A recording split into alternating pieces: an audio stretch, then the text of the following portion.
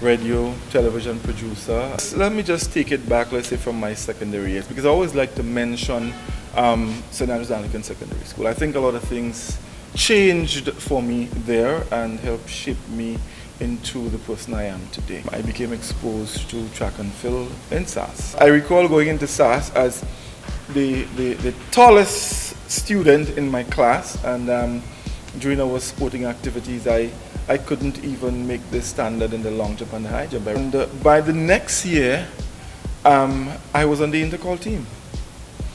I did not get a medal at intercall the next year, but it was good for me. So I started to get the feel, and I felt that I had something more.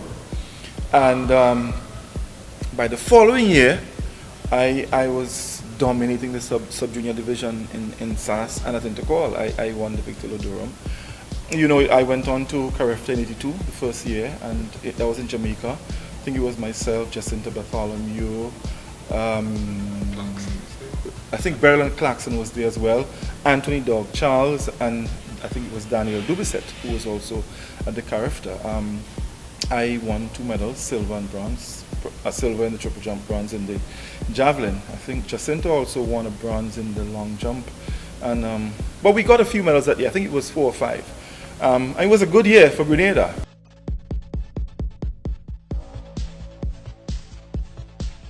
I remember competing in the national championships, you know, and I did the triple jump. In those days, the late Anthony Jericho Greenwich, he held the national triple jump record, and he was really good. And I went down there as a 15-year-old and I whooped him.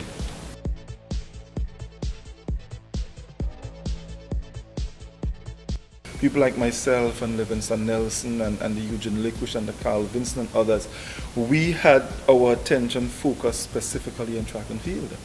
We had a very strict program to follow in SAS.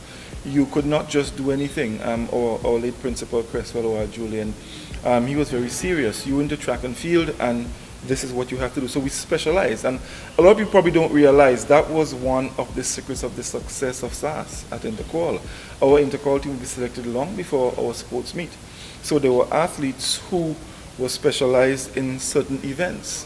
I recall there was a time I was in the field, you know, trying to kick a ball, and the principal called out to me and he said, "Don't touch my ball."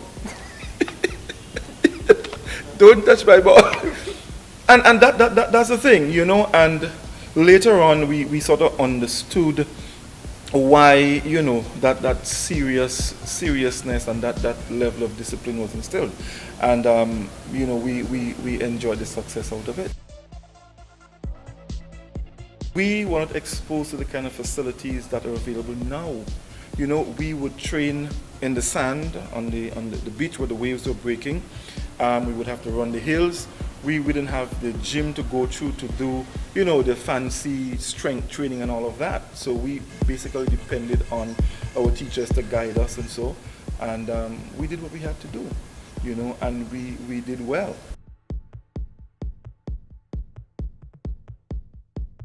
I would have to say 85. I would have to say. I also injured my hand there, which led to my, well, the end of my track and field career. I had one throw, and I guess the extra effort, that resulted in a torn ulnar nerve, which later resulted in me having to do surgery 3 years later. I had to do a nerve transfer. Although it was the year I got injured, it was my worst and the best memory at the same time. Because after I got injured, I was devastated that I would have lost my final chance to get a medal. I had to spend the entire night at the hospital in Barbados with the injury, and I must say again, thanks to Bunny Wilson. That was the only person who assisted me, stayed with me all night. When I got back from the hospital the following morning, he came up to me and he said, "Hey, Godfrey, I have something for you. You need to come down with me to get it," you know. And I was like, well, brought me around the building, and he said, "Hey, here's this." I mean, when I saw the medal, the pain went. the pain went, because that was it for me. You know, it was my final year. I was the senior athlete on the team. Everybody else got eliminated. And just the thought of, you know, being injured and at a moment they're just losing that opportunity, I realized that the effort I made, it paid off.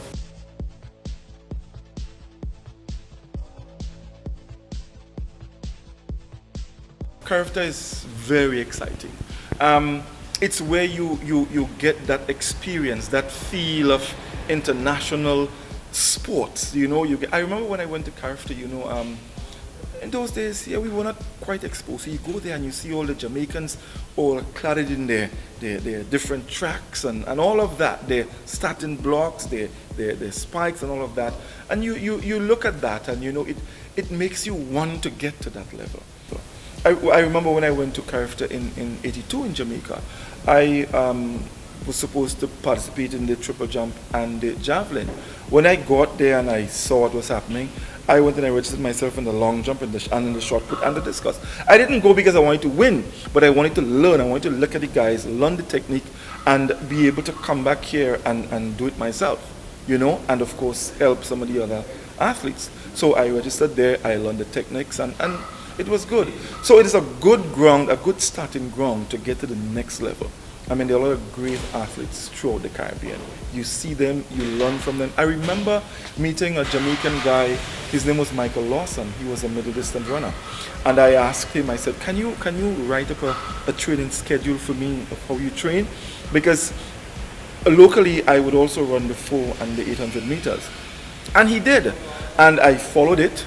And I was able to win the 800 and 4 in SAS a couple of times. So it was good. You gain all these experiences which can really help you along the way. So I would say to our CARIFTA athletes, go out there, do your best, pay attention to what is happening and try and pick up as much as you can. Look at different techniques, you know, and try to get yourself in there where you can really benefit, because it is going to bring you success.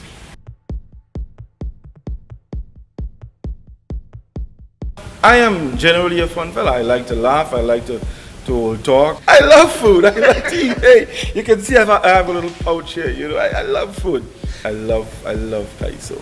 You know, my favorite kaiso would have to be Sparrows Federation. Yeah, I like that. It's a great one. But there are a lot of great kaisos out there.